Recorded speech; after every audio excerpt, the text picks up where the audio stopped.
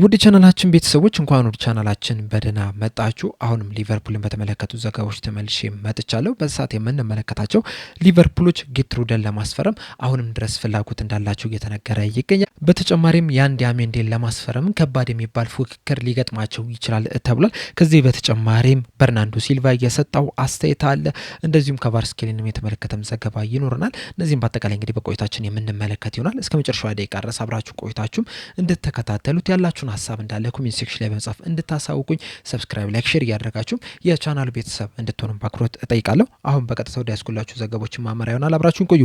በመጀመሪያ የምንመለከተው የቀድሞ የሊቨርፑል አሰልጣኝ የሆኑትን ሮይ ሁድሰንን የተመለከተውን ዘገባ ይሆናል። በሻምፒዮንሺፕ 16ኛ ደረጃ ላይ የተቀመጠው ብሪስቶል ሲቲ የቀድሞ የሊቨርፑል አሰልጣኝ የሆኑትን ሮይ ሁድሰንን በጊዜያዊነት አሰልጣኝ አድርጎ መሾማቸውን ይፋ አድርጓል። ሮይ ሁድሰን እንግዲህ ብሪስቶል ሲቲን ሲያሰለጥኑ ለመጀመሪያ ጊዜ አይደለም፣ በ1982 ብሪስቶል ሲቲን ማሰልጠን ችለው ነበርና ከ44 ዓመታት በኋላም እንግዲህ በድጋሚ የብሪስቶል ሲቲ አሰልጣኝ መሆን ችሏል። በቀሪ ጨዋታዎችም እንግዲህ ብሪስቶል ሲቲ በዛ በሻምፒዮንሺፕ የማቆየት ከባድ ኃላፊነት የሚኖርባቸው ይሆናል። በመቀጠል የምንመለከተው የጁቬንቱስ ተጫዋች ሆነው ፍራንሲስኮ ኮንሲሳው የሰጠውን አስተያየት ይሆናል።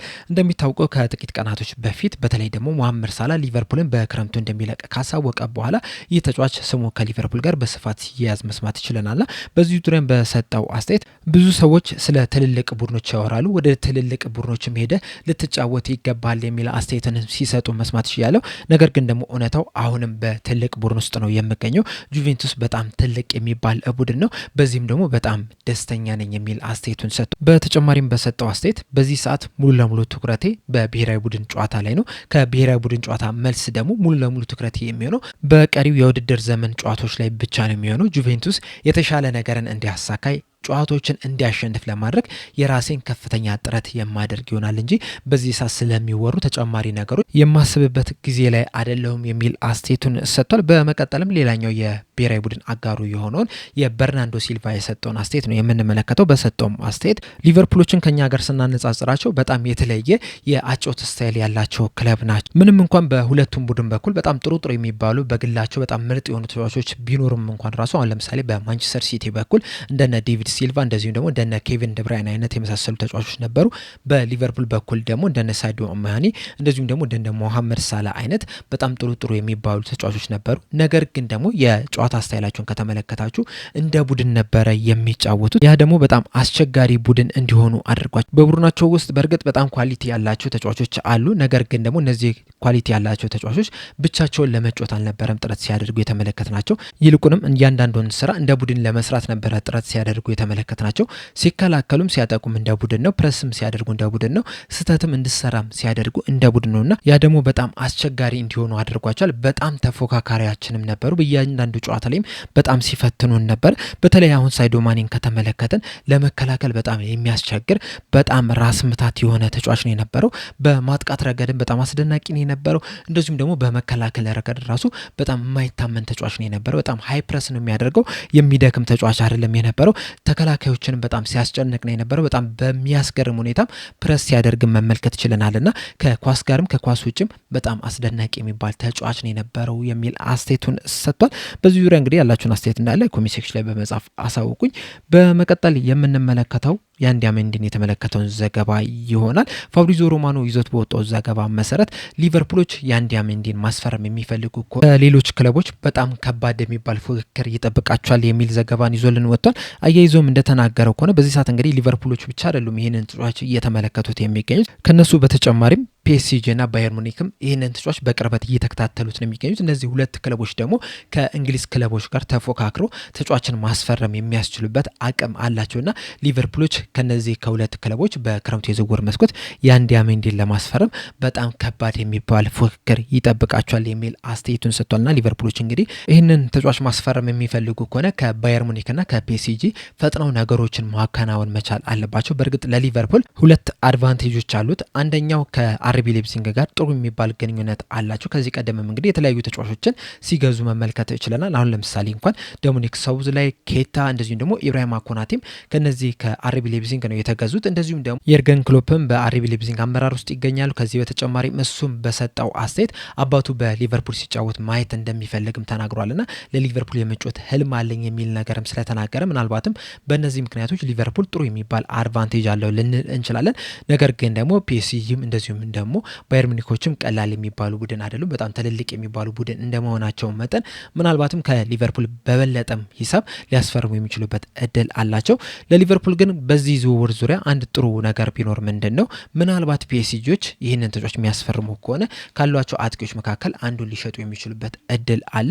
ዘ ኢንዲፔንደንት ይዞት በወጣው ዘገባ መሰረት ደግሞ ካቫርስኬሊያ በክረምቱ ፒኤስጂ ለመልቀቅ ክፍት ነው የሚል መረጃን ይዞልን ወጥቷልና ምናልባትም እንግዲህ የአንዲያሜንዲ ፒኤስጂዎች ማስፈረም የሚችሉ ከሆነ ይህንን ተጫዋች ሊለቁ የሚችሉበት እድል አለ። በእርግጥ ሊቨርፑሎች ብቻ አይደሉም ካቫርስኬሊያን በቅርበት እየተከታተሉት የሚገኙት። ሌላኛው የእንግሊዝ ክለብ የሆነው አርሰናልም ይህንን ተጫዋች ለማስፈረም ፍላጎት እንዳላቸው እየተነገረ ነው የሚገኘውና ያው ካቫርስኬሊያንም እንደዚሁም ደግሞ የአንዲያሜንዲንም ሊቨርፑሎች ማስፈረም የሚፈልጉ ከሆነ ከባድ ፉክክር የሚገጥማቸው ይሆናል። ነገር ግን ደግሞ ከሁለት አንዱንም ሊቨርፑሎች ቢያገኙ በጣም ጥሩ የዝውውር መስኮትን አሳልፏል ልንል እንችላለን። ምክንያቱም ሁለቱም በጣም ጥሩ ኳሊቲ ያላቸው ተጫዋቾች ስለሆኑ ማለት ነው። በመቀጠል የምንመለከተው ቲምቶክ ይዞት የወጣውን ዘገባ ይሆናል። እንደ ቲምቶክ ዘገባ ከሆነ ሊቨርፑሎች ጌትሩደን ለማስፈረም አሁንም ፍላጎት አላቸው እያለን ይገኛል። እንደሚታወቀው በጃንዋሪ ዝውውር መስኮት ሊቨርፑሎች ይህንን ተጫዋች ለማስፈረም በጣም ከፍተኛ እንቅስቃሴን አድርገው ነበረ። እንደውም ሊዘዋወር የሚችልበትም ከፍተኛ እድል አለ ሲባል ነበር። ነገር ግን መጨረሻ ላይ ወደ ሊቨርፑል ሳይመጣ ቀርቷል። እንደሚታወቀው በዚህ ሰዓት እንግዲህ በውሰት ውል ለሰንደርላንድ ነው እየተጫወተ የሚገኘው። ዋነኛው ክለቡ አርቢ ሌፕዚንግ ነውና ሊቨርፑሎች እንግዲህ ይህ የውሰት ውል ሲጠናቀቅ ምናልባትም ወደ ሊቨርፑል ለማምጣት እንቅስቃሴ ሊያደርጉ የሚችሉበት እድል አለ እየተባለ ይገኛል። በእርግጥ ሰንደርላንዶች ይህንን ተጫዋች በቋሚነት የማስፈረም እድሉ አላቸው። ነገር ግን ደግሞ ሊቨርፑልን የሚያክል ቡድን ይህንን ተጫዋች ለማስፈረም እንቅስቃሴ የሚያደርግ ከሆነ ተጫዋቹ ራሱ ወደ ሊቨርፑል ሊሄድ ማለቱ ስለማይቀር ምናልባትም ሰንደርላንዶች ለማስቀረት ቢያስቡ እንኳን ራሱ ላይሳካላቸው ይችላል። ሊቨርፑሎችም ይህን ተጫዋች ሊያስፈርም የሚችሉበት እድል አለ ነው እየተባለ የሚገኘው። በተለይ ደግሞ ሊቨርፑሎችን የበለጠ የማድረካቸው ቨርሳታሊቲው ነው እየተባለ የሚገኘው። የተለያዩ ቦታዎችን ከቨር ማድረግ ይችላል። በመሀል ተከላካይ ስፍራ ላይ፣ በቀኝ ክንፍ ተከላካይ ስፍራ ላይ እንደዚሁም ደግሞ 6 ቁጥር ቦታ ላይ መጮት የሚችል ተጫዋች ነው እና ምናልባትም እንግዲህ በቀጣይ የክረምት የዝውውር መስኮት ጆ ጎሜዝ ሊቨርፑልን የሚለቅ ከሆነ የእሱን ቦታ ለመተካት ጌትሩደን ሊያመጡ የሚችሉበት እድል አለ እየተባለ ይገኛል። በእርግጥ ሊቨርፑሎች ብቻ አይደሉም እዚህ ተጫዋች ላይ ከፍተኛ ፍላጎት እያሳዩ የሚገኙት።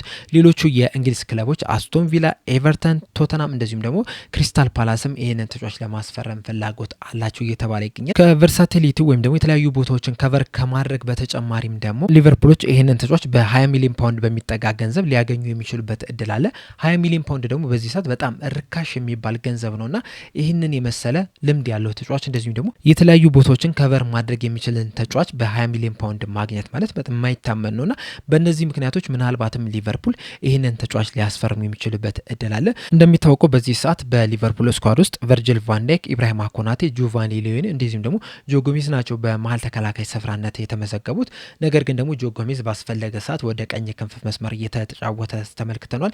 በግራ ክንፍም ሲጫወት የተመለከትነው ተጫዋች ነው።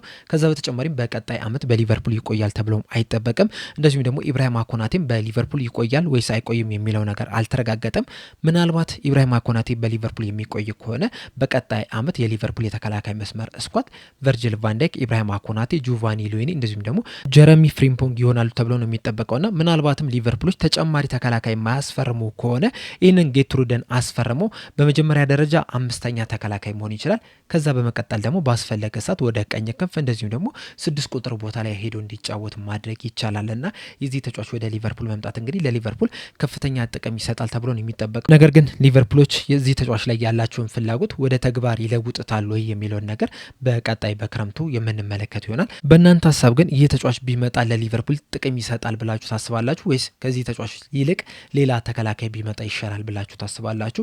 እንደዚሁም ደግሞ በያንዲያምንዴና በካቫርስኬላ መካከል የትኛው ተጫዋች ቢመጣ ለሊቨርፑል ከፍተኛ ጥቅም ይሰጣል ብላችሁ ታስባላችሁ?